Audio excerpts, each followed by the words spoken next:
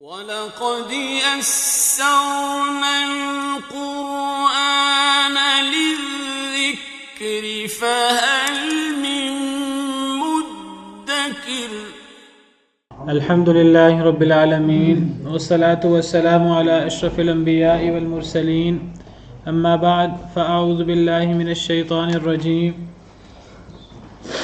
من همزه ونفخه ونفثه بسم الله الرحمن الرحيم رب اشرح لي صدري ويسر لي أمري واحلل عقدة من لساني يفقه قولي اللهم انفعنا بما علمتنا وعلمنا ما ينفعنا وزدنا علما فبشر عبادي الذين يستمعون القول فيتبعون أحسن أولئك الذين هداهم الله وأولئك هم أولو الألباب أعوذ بالله من الشيطان الرجيم ويقول الذين آمنوا لولا نزلت سورة فإذا أنزلت سورة محكمة وذكر فيها القتال رأيت الذين في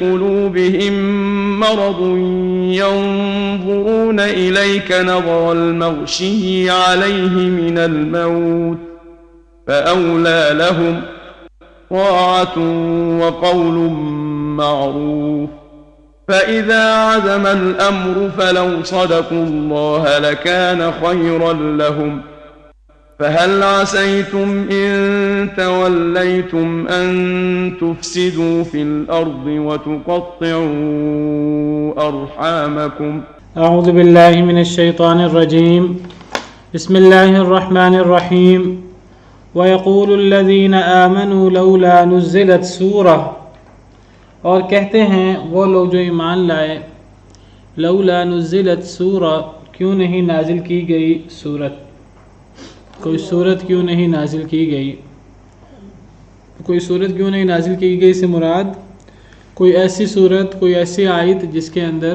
جہاد کا، قتال کا، لڑائی کا، دشمنوں سے بدلہ لینے کا حکم ہو۔ شروع اسلام میں مسلمانوں کو باقاعدہ روکا جاتا تھا کہ وہ ہتھیار نہ اٹھائیں اور وہ ہتھیار استعمال نہ کریں، اور اگر کافر لوگ کوئی زیادتی، کوئی وہ ظلم زیادتی کرتے ہیں تو مسلمانوں کو صبر سے، درگزر سے، خندہ پیشانی سے کام لینا چاہیے۔ تو مسلمان کہتے تھے کہ کب کوئی صورت نازل ہوگی، کب کوئی آیت کریمہ نازل ہوگی جس میں ہمیں ہتھیار اٹھانے کا، جواب دینے کا، دفاع کرنے کا ہمیں حکم ملے گا، ہمیں اجازت ملے گی۔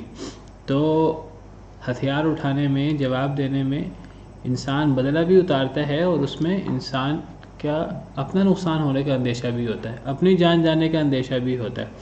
تو مسلمان جو نبی کریم صلی اللہ علیہ وسلم کے سچے جانثار تھے، تو وہ کہتے تھے کہ ہماری جان بھی اللہ کے لیے قربان ہو جائے تو ہمارے لیے سعادت ہے۔ تو کب جہاد کے احکامات اتریں گے، کب قتال کے احکامات اتریں گے، کب ہم بدلہ لے سکیں گے؟ تو ایسی صورت مراد ہے۔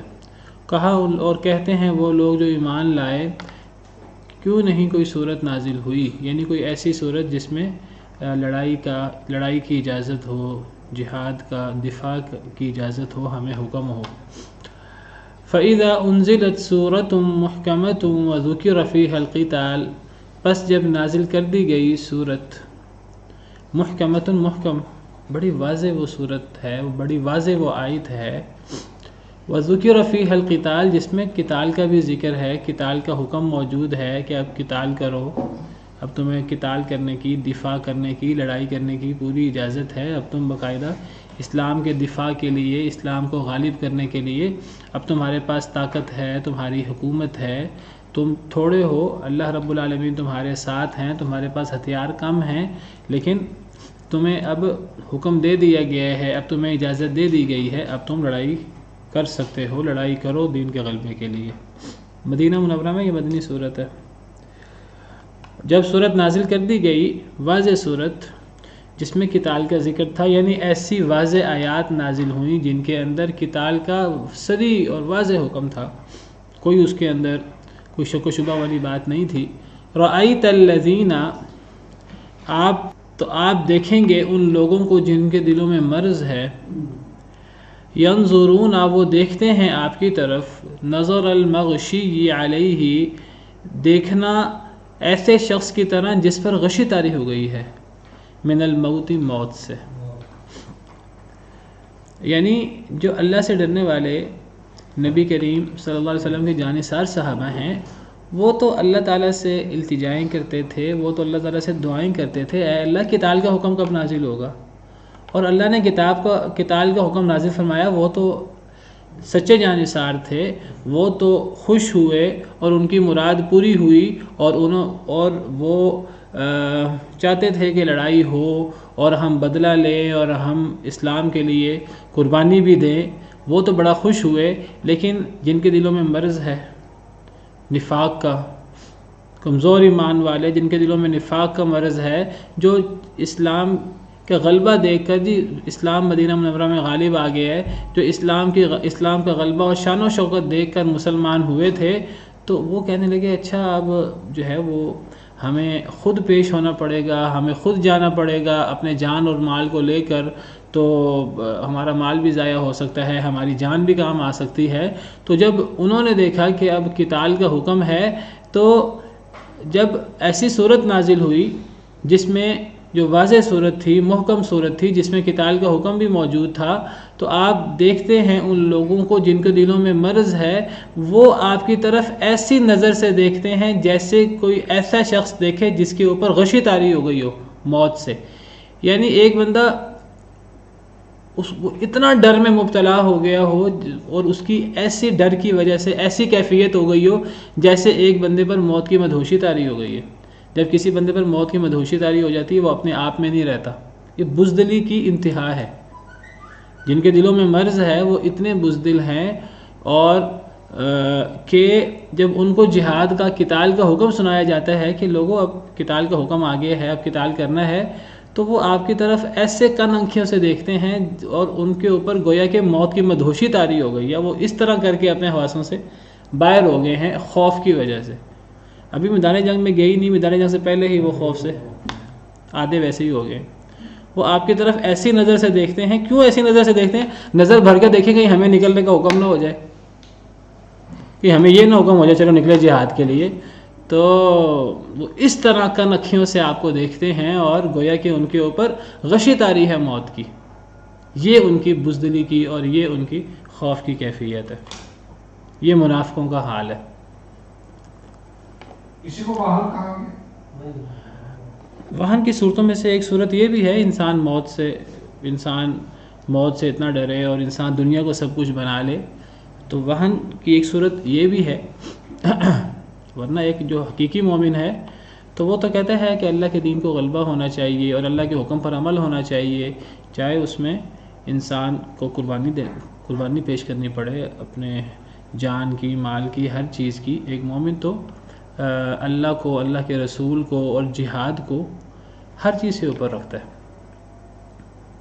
اللہ تعالیٰ فرماتے ہیں سورہ توبہ میں کہ قل ان کان آباؤکم وابناؤکم واخوانکم وازواجکم وعشیرتکم واموال اقترفتموها وتجارة تخشون كسادها ومساكن ترضونها احب اليكم من الله ورسوله وجهاد في سبيله فتربصوا حتى يأتي الله بأمره۔ سورہ توبہ آیت نمبر 24 کہ کہہ دیجئے اے اللہ کے نبی صلی اللہ علیہ وسلم، اگر تمہارے باپ، تمہارے بیٹے، تمہارے بھائی، تمہاری بیویاں، تمہارے خاندان، یہ تو رشتہ دار ہیں سارے، اور تمہارے مال جو تم نے جمع کر رکھے ہیں، اور تمہاری تجارت جس کے مندہ پڑنے سے تم ڈرتے ہو کہ ہمیں نقصان نہ ہو جائے تجارت میں، اور تمہارے گھر جن کو تم بڑا پسند کرتے ہو، تم نے بڑے چاؤ کے ساتھ وہ گھر بنائے ہیں، عالی شان محلات بنائے ہیں، اگر یہ تمام چیزیں، تمہارے رشتہ دار، باپ دادا، خاندان، بیوی، بچے، اور تمہارا مال اور تمہاری تجارت اور تمہارے گھر، تمہاری یہ چیزیں،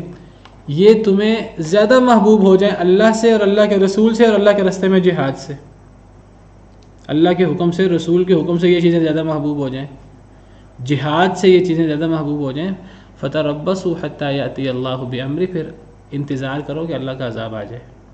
پھر اللہ کا عذاب آئے گا تو ایک مسلمان جو ہے وہ اس کے نزدیک اللہ اور اللہ کا رسول اور اللہ کے احکامات وہ سب سے بالا تر ہیں.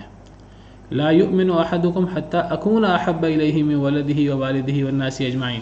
تم میں سے کوئی شخص مومن نہیں ہو سکتا اس وقت تک جب تک میں محمد صلی اللہ علیہ وسلم اس کے لیے اس کے والد سے، اس کے بچوں سے اور اس کے خاندان سے، پوری دنیا سے زیادہ اس کے لیے محبوب نہ ہو جاؤں، اور اس کی ذات سے بھی. یہاں ذات کا لفظ نہیں ہے، وہ دوسری حدیث میں حضرت عمر نے فرمایا تھا کہ مجھے آپ سب سے زیادہ محبوب ہیں سوائے میری جان کے. تو آپ نے فرمایا کہ ابھی ایمان مکمل نہیں ہوا، تو پھر آپ نے فرمایا، حضرت عمر نے فرمایا آپ تو اپنی جان سے بھی زیادہ محبوب ہیں.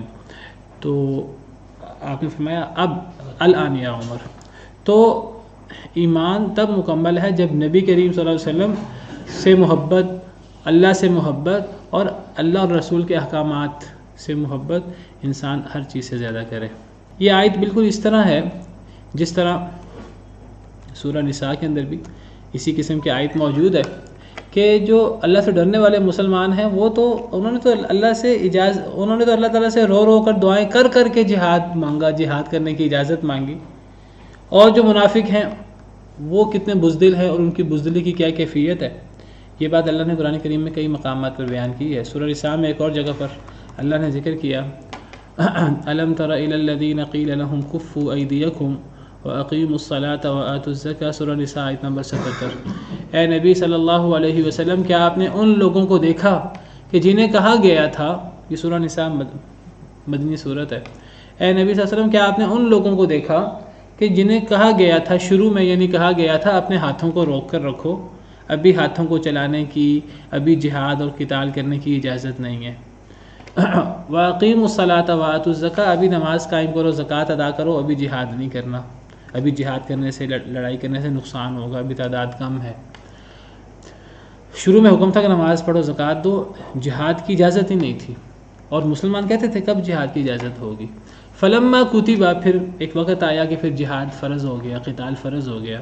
اذا فریق منہم، اچانک ایک گروہ ان میں سے، وہ جو منافق گروہ تھا جن کے دلوں میں مرض تھا، اچانک ان میں سے ایک گروہ وہ ڈرنے لگا لوگوں سے جیسے اللہ سے ڈرا جاتا ہے، بلکہ اس سے بھی زیادہ ڈر ان کو لوگوں کا، یعنی کافروں کا ڈر اللہ کے ڈر سے بھی زیادہ ہو گیا.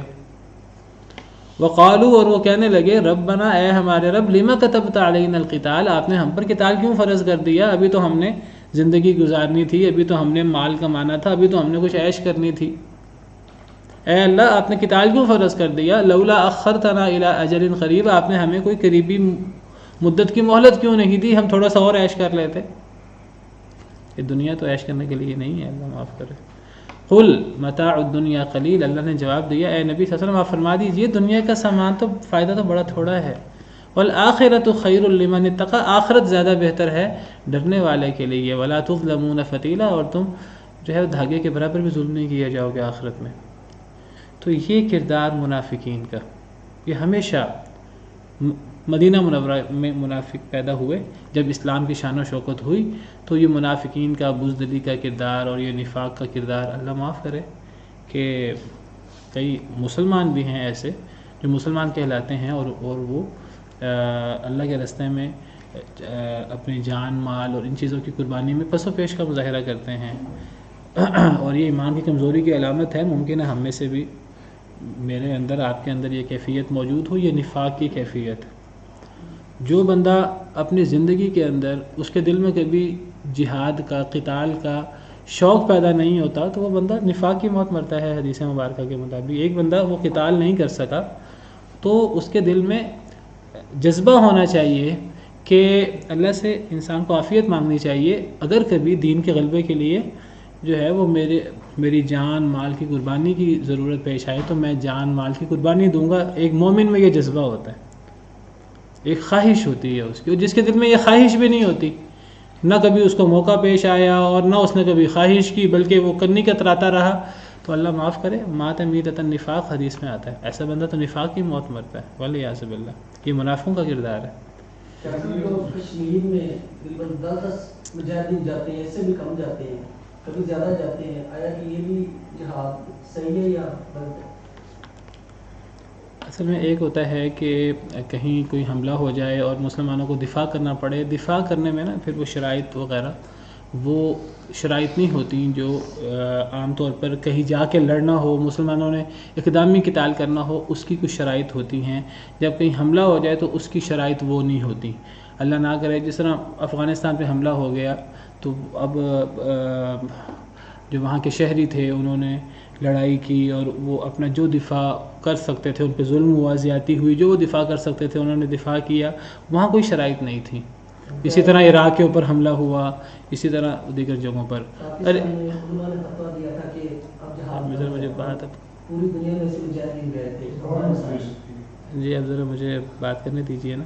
تو اب ہے کہ ہم نے کہیں جانا ہے، کہیں جا کر ہم نے لڑائی کرنی ہے اور کسی علاقے میں جا کر ہم نے کوئی کام کرنا ہے اور جہاد یا قتال کرنا ہے، تو یہ کام ایک منظم جماعت جو تمام مسلمانوں کی نمائندہ ہو وہ کر سکتی ہے.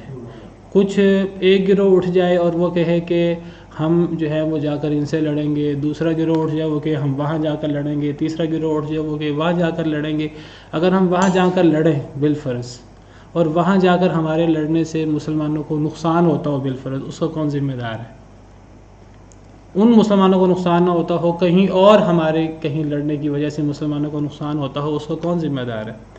آپ کو پتہ ہے مکہ مکرمہ میں مسلمان موجود تھے تو نبی کریم صلی اللہ علیہ وسلم عمرہ کرنے کے لیے گئے 1400 صحابہ کرام کے ساتھ، اور کافروں نے عمرہ نہیں کرنے دیا، بلکہ کافروں نے آگے سے روک دیا نبی کریم صلی اللہ علیہ وسلم کو. اب مسلمان بڑے جذبے میں آ گئے کہ ہم تو لڑنے نہیں آئے، ہم تو عمرہ کرنے آئے ہیں. اب لڑائی کی صورت پیدا ہو گئی، اللہ نے لڑائی نہیں ہونے دی. قرآن میں اللہ نے اس واقعے کا ذکر کیا اور اللہ فرماتے ہیں کہ میں نے لڑائی کیوں نہیں ہونے دی. اللہ نے فرمایا مکہ مکرمہ میں کمزور مسلمان موجود تھے، اگر تمہاری لڑائی ہوتی ان کو نقصان ہوتا. یعنی میرے کہنے کا مقصد یہ ہے کہ جہاد یا قتال یہ کوئی ایک چھوٹی سی ذمہ داری نہیں ہے، یہ وہ جماعت کر سکتی ہے جو پوری مسلمانوں کی نمائندہ ہو. اگر ہماری اس اقدام سے کوئی نقصان ہوتا ہے تو ہم اس نقصان کا پہلے سے تدارک اسٹریٹجی ہمارے ذہن میں ہونی چاہیے. ضروری نہیں ہمارے پاس ہتھیار بہت زیادہ ہوں، ہمارے پاس لاکھوں کروڑوں کی تعداد ہو تب ہم یہ کام کریں گے. وہ تعداد تھوڑی بھی ہو، ایمانی قوت ہو، لیکن وہ پورے مسلمانوں کی نمائندہ جماعت ہو. جس طرح نبی کریم صلی اللہ علیہ وسلم مدینہ منورہ کی جس طرح ریاست تھی، تو دیکھیے وہ ریاست مکہ مکرمہ کے مسلمانوں کی ذمہ دار تھی، مدد نہیں کر سکتی تھی، اللہ نے لڑائی نہیں ہونے دی. آپ پڑھ لیجئے سورہ فتح کی آیتیں ہیں، میں آپ کے سامنے رکھ دیتا ہوں. تو سورہ فتح ہے، یہ جب صلح حدیبیہ ہوئی ہے اس موقع کی آیتیں. ہم الذین کفروا وصدوکم عن المسجد الحرام، وہ لوگ وہ ہیں جنہوں نے کفر کیا، کفار مکہ کی بات ہو رہی ہے. وصدوکم عن المسجد الحرام، انہوں نے تمہیں مسجد حرام سے روک دیا، عمرہ کرنے سے روک دیا. والہدی معکوفا ان یبلغ محلہ، اور وہ جو قربانیاں تھیں وہ روکی ہوئی تھیں کہ وہ اپنی حلال ہونے کی جگہ پر نہیں پہنچ سکتی تھی. قربانی کے حلال ہونے کی جگہ مکہ مکرمہ ہوتی ہے، عمرہ کر کے حج کر کے جہاں قربانیوں کو ذبح کیا جاتا ہے اللہ کے حضور. تو قربانیوں کو بھی انہوں نے روک دیا، مسلمانوں کو بھی انہوں نے عمرہ کرنے سے روک دیا. اب اللہ فرماتا جب انہوں نے روک دیا مسلمان بفر گئے. پھر وہاں سے حضرت عثمان کے بارے میں حضرت عثمان کو بھیجا سفارتکاری کے لیے، بات چیت کرنے کے لیے. تو وہ پروپیگنڈا ہو گیا کہ ان کو شہید کر دیا گیا. اب تو مسلمانوں نے خون کی بیعت کر لی درخت کے نیچے نبی کریم صلی اللہ علیہ وسلم کے ہاتھ پر.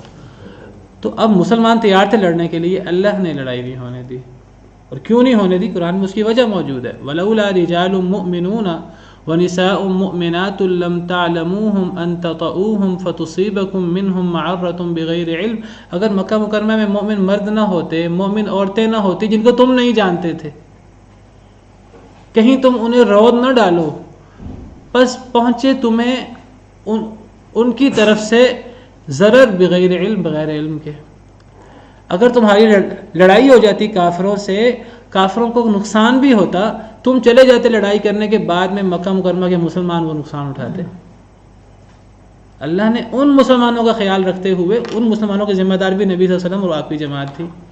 اور اللہ تعالیٰ کی نگرانی میں نبی جب موجود ہوتا تو سارا کام اللہ کی نگرانی میں ہوتا ہے.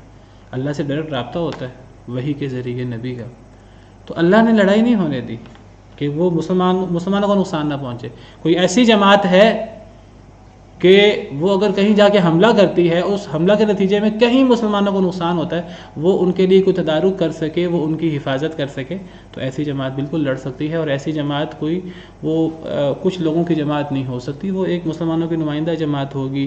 وہ کوئی حکومت ہو چاہے چھوٹی، میں یہ نہیں کہتا کہ بہت بڑی حکومت ہو، ایٹمی قوت ہو، تبھی ایسی جماعت ہو سکتی ہے.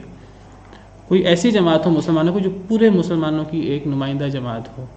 کہیں نقصان ہو مسلمانوں کی جہاد کی وجہ سے، لڑائی کی وجہ سے، تو وہ اس کا جواب دینے کے قابل ہو. پھر جو ہے مسلمان وہ بھیجے مسلمانوں کی جماعت، یہ جماعت وہاں جا کر حملہ کرے، یہ جماعت وہاں جا کر حملہ کرے. نبی کریم صلی اللہ علیہ وسلم بھیجتے تھے صحابہ کرام کو، کبھی خود جاتے ساتھ، کبھی سریہ بھیجتے تھے. لیکن اب ایک طرف مسلمان ہیں، وہ حکمران ہیں، علماء ہیں، وہ کام نہیں کر رہے. اب وہ غلط کر رہے ہیں، صحیح کر رہے ہیں، میں اس بحث میں نہیں جاتا. تو کچھ لوگ اٹھ کر جو ہے وہ ایک علاقے میں جا کر حملہ کر دیتے ہیں. ان کا جذبہ بہت نیک ہے، میں ان کے جذبے کی بھی بات نہیں کرتا. وہ اللہ کے لیے کام کر رہے ہیں، وہ اپنی جانیں تک قربان کرنا چاہتے ہیں. لیکن یہ دیکھیں کہ صرف جان قربان کرنا ہی سب کچھ نہیں ہے اسلام کے اندر. اسلام کے اندر مر جانا ہی سب کچھ نہیں ہے. آپ کی جان اسلام کے غلبے کے لیے کام آنی چاہیے، اور اس کی وجہ سے اگر آپ اپنی طرف سے اپنی جان کی قربانی پیش کریں اور اس کی وجہ سے وہاں رہنے والے مسلمانوں کے لیے یا کہیں اور رہنے والے مسلمانوں کے لیے حالات تنگ ہو جائیں، آپ ان کے ذمہ دار بھی ہیں کہ نہیں؟ آپ کا کام صرف اپنی جان جو ہے وہ جو ہے نا اس کو ڈال دینا. یہ اس طرح جہاد نہیں ہوتا. جہاں تک میرا نقطہ نظر ہے اس میں کسی کو اختلاف بھی ہو سکتا ہے. تو ایک مسلمانوں کی نمائندہ جماعت ہی فیصلہ کرے تو کرے. اس کا یہ مطلب ہے کہ مسلمانوں کا ایک امیر ہو، وہ اس کا حکم کرے تو پھر ہو سکتا ہے. بالکل اس کا مطلب یہ ہے وہ ذمہ دار ہوگا، اور وہ پھر نمائندہ جماعت ہوگی، اور پھر وہ جہاں بھی لشکر بھیجے گا وہ کہیں بھی اس لشکر بھیجنے کے اثرات ہوں گے وہ ان کا ذمہ دار ہوگا.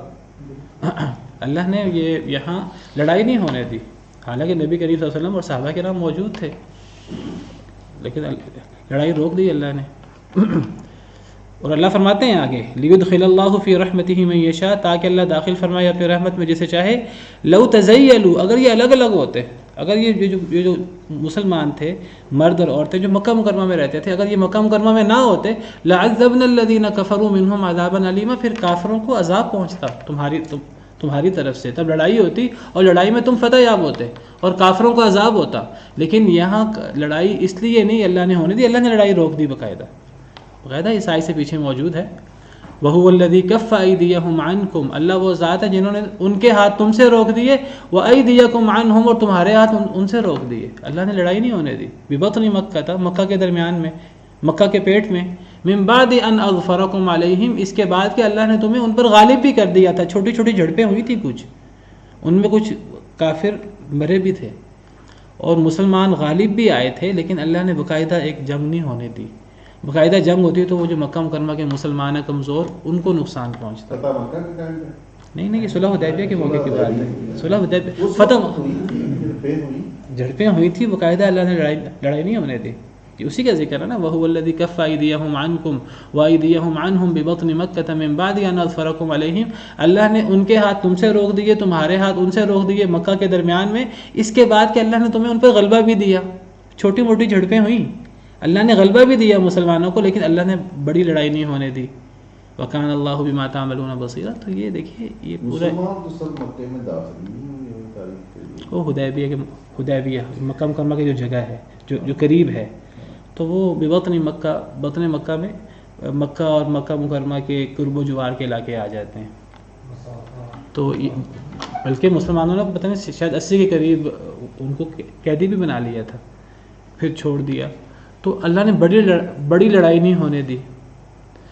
وہ اس لیے نہیں ہونے دی کہ وہ جو مسلمان مرد اور عورتیں، میرا کہنے کا مطلب ہے کہ جو بھی لوگ لڑیں گے وہ جو نقصان ہوگا، اثرات ہوں گے، اس کے بھی ذمہ دار ہوں گے.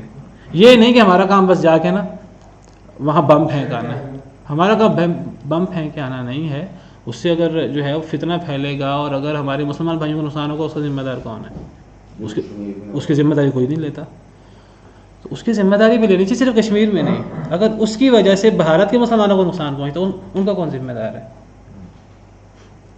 تو ایک مسلمانوں کی نمائندہ جماعت ہو تو وہ ذمہ داری لے ہر چیز کے، پھر ٹھیک ہے وہ کرے. وہ یہاں بھی، وہ امریکہ میں بھی بھیجے لشکر، جہاں بھیجنا لشکر بھیجے. لیکن مسلمانوں کی ذمہ داری لے، تمام مسلمانوں کی. باقی اگر اللہ معاف کرے کہیں حملہ ہو جائے، وہاں اس قسم کی شرائط نہیں ہوتی. وہاں تو من قتل دون مالہ فہو شہید، جو اپنے مال کا دفاع کرتے ہوئے مارا جائے، اپنی جان کا دفاع کرتے ہوئے مارا جائے، اپنی عزت کا دفاع کرتے ہوئے مارا جائے، وہ ایک الگ چیز ہوتی ہے. جہاد کی تیاری کرنے کے لیے جاتے ہیں، تیاری تو ضروری نہیں چاہیے. جہاد کے لیے انسان کو ٹریننگ کرنی چاہیے اور انسان کو تیاری ہونی چاہیے. بہرحال یہ لمبا موضوع ہے. تو بات یہ ہو رہی ہے کہ جو مسلمان کہتے تھے کہ جہاد کی آیات اتریں اور ہمیں دفاع کا حق حاصل ہو، لیکن جب جہاد کی آیتیں اتریں، جب اللہ نے فرمایا اذن للذین یقاتلون بانہم ظلموا، اب اجازت دے دی گئی ہے لڑنے کے لیے کیونکہ مسلمانوں پر ظلم ہوا ہے، اب اللہ ان کی مدد پر قادر ہیں. اور اللہ نے جب جہاد کی آیتیں اتار دیں، اب منافق ان کا نفاق ظاہر ہونا شروع ہو گیا. وہ ہیلے بہانے سے جنگ احد میں 300 منافق پیچھے رہ گئے. جی ہم نے تو کہا تھا مدینہ منورہ کے اندر رہ کے لڑیں گے، ہماری بات نہیں مانی گئی، ہم نہیں لڑیں گے. یہ کیا بات ہوئی، ہماری بات نہیں مانی گئی؟ فیصلہ تو نبی صلی اللہ علیہ وسلم نے کرنا تھا. نبی صلی اللہ علیہ وسلم کی خود بھی نبی صلی اللہ علیہ وسلم کی خواہش یہ تھی مدینہ منورہ کے اندر رہ کے لڑا جائے. آپ نے نوجوانوں کو دیکھ کر باہر نکلنے کا فیصلہ کر لیا. منافقین الگ ہو گئے. وہ تو پہلے ہی چاہتے تھے کہ ہمیں بہانہ ملے، ہم الگ ہو جائے. اور صرف جنگ احد میں نہیں، ہر جنگ میں منافقین کے ہیلے بہانے، جنگ تبوک کے موقع پر منافقین جو ہیں وہ ہیلے بہانے کرتے رہے. اللہ نے ان کا ذکر کیا. اللہ فرماتے ہیں منافقین کی حالت ایسے ہے جیسے کسی بندے پر موت کی غشی طاری ہو. وہ اس طرح آپ کو دیکھتے ہیں جب جہاد کی آیتیں اترتی ہیں. فَأَوْلَى لَهُمْ، اولا لہم کے دو معنی ہیں. ایک معنی اولا لہم کہ بہت اچھا ہوتا ان کے لیے، اولا قریب کے معنی میں، بس بہت اچھا ہوتا ان کے لیے. کیا اچھا ہوتا؟ طاعت، اطاعت کرنا نبی کریم صلی اللہ علیہ وسلم کی اور اللہ کے حکم کی. وقول معروف، اور اچھی بات کہنا. بہت اچھا ہوتا اگر یہ جن کے دلوں میں مرض تھا، اگر یہ اللہ کی بات مان لیتے، رسول کی بات مان لیتے، اچھی بات کہتے، ان کا مرض بھی دور ہو جاتا، ان کا نفاق بھی دور ہو جاتا. ان کے لیے بہت اچھا تھا کہ یہ اطاعت کرتے اللہ اور رسول کی اور اچھی بات کہتے. نہیں، یہودی تو پکے کافر ہیں. ایک منافق ہوتے ہیں جو یہودیوں کے، جو ویسے اسلام کا دعویٰ کرتے ہیں، اندر سے یہودیوں کے ساتھ ہوتے ہیں. مسلمان ہوتے ہیں شام کو. وہی بہت اچھا ہوتا ان کے لیے اطاعت کرنا اور قول معروف اور اچھی بات کہنا. اچھی بات کیا ہوتا ہے؟ اچھی بات کیا ہوتی ہے؟ سمعنا واطعنا. ہم نے سن لیا اللہ کا حکم، ہم اطاعت کریں گے، ہم مانیں گے، ہم آگے سے جو ہے وہ پس و پیش نہیں کریں گے. یہ امام ابن کثیر کی تفسیر ہے. اور یہ ذرا تفسیر میں تھوڑی سی اگلی آیت کی بھی ساتھ کر دوں، پھر دوسری تفسیر بیان کرتا ہوں. فَإِذَا عَزَمَ الْأَمْرُ، پس جب پختہ ہو جائے کام، جب کام پختہ ہو جائے، یعنی جب جہاد اب باقاعدہ آمنے سامنے ہو گئے ہیں، اب کام پختہ ہو گیا ہے، اب لڑائی کا موقع آ پہنچا ہے. فَلَوْ صَدَقُوا اللَّهَ، پس اگر وہ سچ کر دکھاتے اللہ کو. کیا مطلب اللہ کو؟ یعنی اللہ سے وہ اپنی بات کو سچ کر دکھاتے. کون سی بات؟ وہی جو بات جو ہم لا الہ الا اللہ کی شروط پڑھ رہے تھے. جب ہم نے لا الہ الا اللہ پڑھا ہے تو ہم نے اللہ سے معاہدہ کیا ہے، اے اللہ آپ کے علاوہ کوئی معبود برحق نہیں، آپ کی ہر بات ہم جو ہیں وہ ہر بات پر عمل کریں گے. اور محمد رسول اللہ پڑھ کر ہم نے معاہدہ کیا ہے اللہ تعالیٰ سے کہ محمد صلی اللہ علیہ وسلم اللہ کے رسول ہیں، ہم ان کو اللہ کا رسول مانتے ہیں، ان کی ہر بات ہمارے نزدیک اللہ کی بات ہے اور اللہ کا حکم ماننا ہم پر ضروری ہے. ہم نے اللہ سے معاہدہ کیا ہے لا الہ الا اللہ محمد رسول اللہ پڑھ کر کہ اللہ کی ہر بات مانیں گے، اللہ کے کسی حکم کی نافرمانی نہیں کریں گے. اب جب جہاد کا حکم آیتیں آ گئیں، جہاد کا حکم آ گیا، اب جہاد کا میدان سج گیا، اب کیا کرنا چاہیے لوگوں کو؟ اللہ سے جو معاہدہ کیا اس معاہدے کو سچ کر دکھانا چاہیے. فَلَوْ صَدَقُوا اللَّهَ، اب جب کام پختہ ہو گیا، اب جب مارکا سج گیا، اب اگر وہ اللہ سے اپنے وعدوں کو سچ کر دکھاتے، لَكَانَ خَيْرًا لَهُمْ، ان کے لیے بہت بہتر ہوتا. فَهَلْ عَسَيْتُمْ، پس کیا شاید کہ ان تولیتم، اگر تم پھر جاؤ. تولا کا مطلب پھرنا. کس سے پھر جاؤ؟ جہاد کی بات ہو رہی ہے امام ابن کثیر کی تفسیر کے مطابق. یہ امام ابن کثیر کا موقف ہے جو میں بیان کر رہا ہوں. پس کیا شاید یہ کہ اگر تم پھر جاؤ، یعنی جہاد سے، جس کا پچھلی آیت میں حکم ہے، اے منافقو، اے کمزور کمزور عقیدے کے مسلمانوں، پس کیا شاید کہ اگر تم پھر جاؤ جہاد کرنے سے تو کیا ہوگا، ان تفسدوا فی الارض، یہ کہ تم زمین میں فساد کرو، وتقطعوا ارحامکم، اور تم قطع رحمی کرو۔ جب جہاد نہیں ہوتا، جب اللہ کا حکم آ جاتا ہے جہاد کا اور پھر جہاد نہیں ہوتا، لوگ پسو پیش کرتے ہیں، تو پھر اس کا نتیجہ کیا نکلتا ہے کہ پھر وہ جو اللہ نے جہالت کو ختم کر کے اسلام کی برکتیں اللہ لاتے ہیں، وہ اسلام کی برکتیں ختم ہو جاتی ہیں، پھر دوبارہ جہالت لوٹ آتی ہے اور پھر دوبارہ فساد فی الارض شروع ہو جاتا ہے اور قطع رحمی شروع ہو جاتی ہے، جس طرح وہ جہالت میں موجود تھی۔ بس کیا شاید کہ اگر تم روگردانی کرو، یعنی جہاد سے جس کا اللہ نے حکم دیا، اگر تم روگردانی کرو گے تو کیا ہوگا، پھر تم زمین میں فساد کرو گے، جیسے پہلے فساد ہوتا رہا جہالت میں، جاہلیت میں، یہ اس کی سزا ہوگی۔ وَتُقَطِّعُوا أَرْحَامَكُمْ، اور تم قطع رحمی کرو گے۔ میں یہ نہیں کہتا کہ آج ہمیں جہاد نہیں کرنا، آج جہاد فرض ہے مسلمانوں پر۔ اب مسلمان منظم نہیں ہیں، مسلمان منظم ہوں، اور مسلمان جو ہیں وہ حکمران ہی جو ہیں وہ اب کچھ اور چاہتے ہیں، مسلمان اپنے حکمرانوں کو قائل کریں اور ایک منظم انداز میں جہاد ہونا چاہیے۔ میں یہ نہیں کہہ رہا کہ آج جہاد کی ضرورت نہیں، آج جہاد کی بہت زیادہ ضرورت ہے، لیکن یہ اس طرح کر کے ٹولیوں کی صورت میں جو اس قسم کی چیزیں ہوتی ہیں یہ کئی دفعہ نقصان دیتی ہیں۔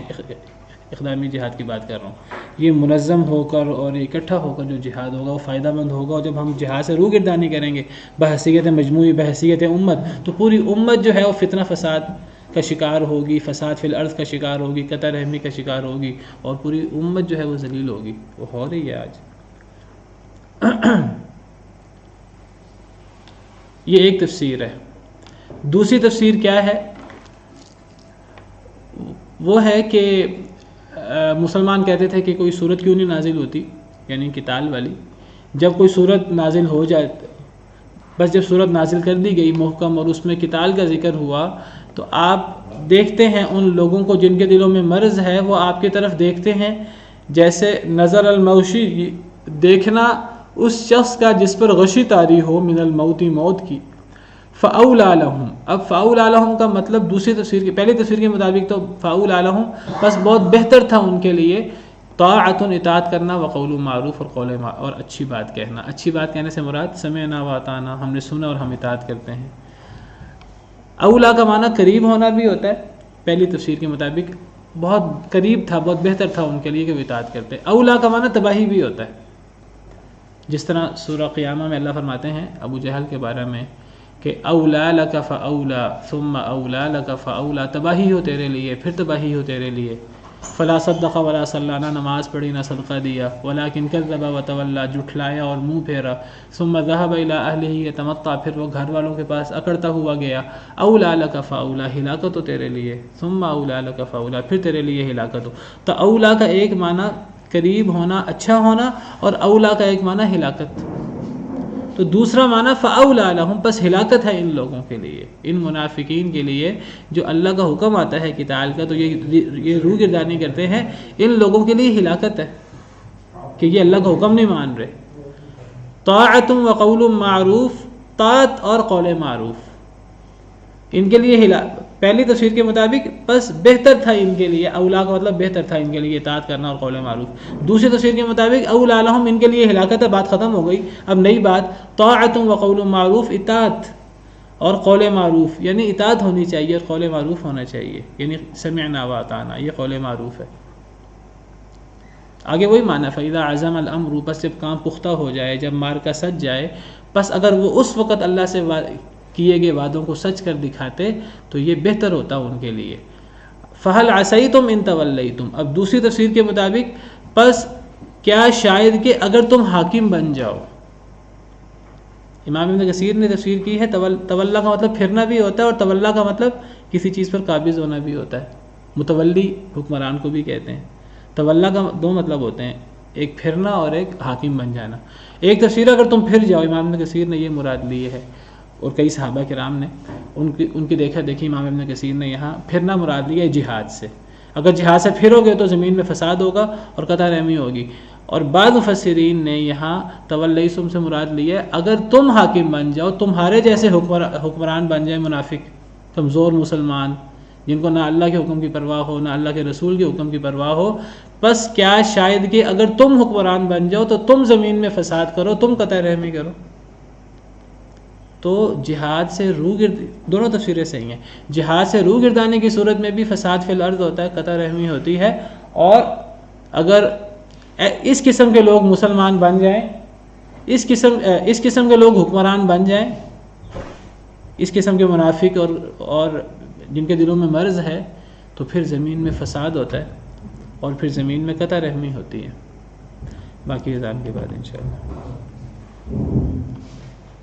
نہیں دیکھیے اب ہمیں کیا کرنا چاہیے. میں نے آپ سے ذکر یہ کیا ہے کہ بہت سی چیزیں ایسی ہیں جو حکمران کر سکتا ہے, جو حکمران کی موجودگی میں ہوتی ہے, مثلا زکوٰۃ ہے اور اس قسم کی چیزیں ہیں. تو جب زکوٰۃ اور اس قسم کی چیزیں جو ہیں وہ حکمران کر سکتا ہے, تو اب ہمیں حکمرانوں کو قائل کرنے کی کوشش کرنی چاہیے اور ہمیں انہیں حق بات کہنے کی کوشش کرنی چاہیے. اگر وہ ہماری بات پہ چل پڑیں تو ٹھیک ہے, نہیں چلیں تو پھر ہم جس حد تک ہم کر سکتے ہیں پھر ہم اس حد تک کریں گے. مثلا زکوٰۃ ہے, زکوٰۃ کا نظام ہے, نماز کا نظام ہے. نماز کا نظام کس نے قائم کرنا ہے؟ حکمران نے. اب ہم نماز کا نظام تو قائم نہیں کر سکتے پورے ملک میں, تو اب ہم جگہ جگہ جا کر لوگوں کو زبردستی نماز نہیں پڑھا سکتے. ہم جو کر سکتے ہیں اپنے گھر کے اندر نماز کا نظام قائم کریں گے. ہمارا کوئی آفس ہے, اس آفس کے اندر نماز کا نظام قائم کریں گے. کہیں راہ چلتے ہم دیکھیں لوگ نماز نہیں پڑھ رہے تو اذان ہو رہی ہے, ہم لوگوں کو کہہ سکتے ہیں. اس حد تک ہم کر سکتے ہیں. ہم وہاں اب نماز کا نظام نہیں قائم کر سکتے, وہ کام حکمرانوں کا ہے. ہمارا کام کیا, ہم حکمرانوں کو اس طرف توجہ دلانے کی کوشش کریں جس انداز سے ہم کہہ سکتے ہیں. ہمیں حکمرانوں کے خلاف ڈنڈا نہیں اٹھانا, ہتھیار نہیں اٹھانے. ہم ان کو جو ہے وہ امر بالمعروف کے ذریعے اور حق بات کر کے, افضل الجہادی کلمۃ حق عند سلطان جائر. زکوٰۃ کا معاملہ ہے, زکوٰۃ کا نظام.